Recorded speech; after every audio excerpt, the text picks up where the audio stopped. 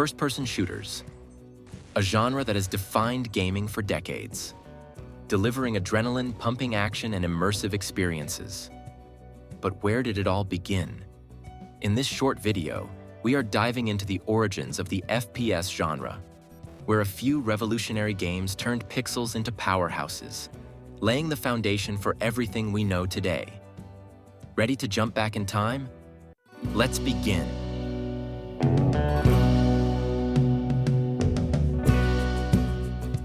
We need to go back to 1973, to a little prototype called Maze War. Maze War was developed by high school students Steve Colley, Howard Palmer, and Greg Thompson during a school program at the NASA Research Center. They made it on the IMLAC PDS-1 mini computer, which, unlike the computers at the time, included a vector graphics monitor. Colley was developing a method of determining which 3D vertices would not be visible to the viewer and then not drawing them on the screen, essentially creating a solid 3D object rather than see-through. They eventually decided to make a maze-like game in which player could walk through. However, it was only possible if the maze was flat and composed of cubes, where the player's view could only be at 90-degree angles. Later, Palmer and Thompson expanded the game to have shooting mechanic and to have two players by connecting two PDS-1s with a serial cable. It was right here that the idea of a first-person shooter is born. In 1991, programmer John Carmack experimented with making a fast 3D game engine by restricting the gameplay in the viewport to a single plane. Using this engine, they produced Hover Tank and Catacomb 3D as prototypes. Only a year later, they release Wolfenstein. Released by ID Software, this was the first true FPS. Wolfenstein introduced texture-mapped walls, med packs, doorways, and most importantly, a gun in hand.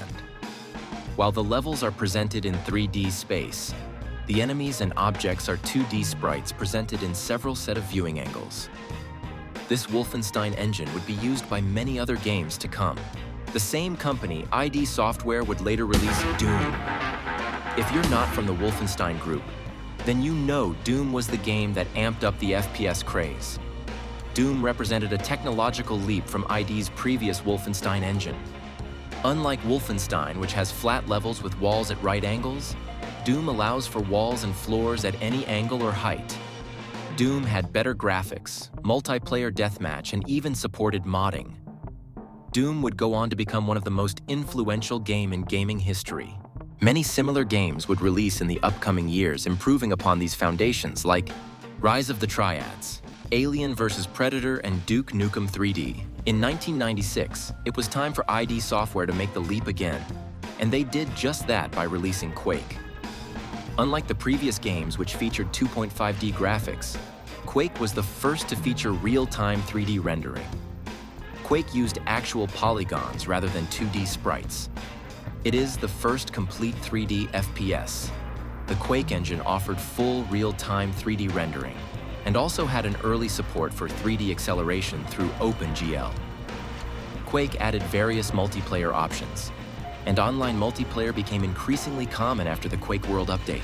After Quake, the 3D FPS games became increasingly common with games like Rainbow Six, Halo, and Call of Duty.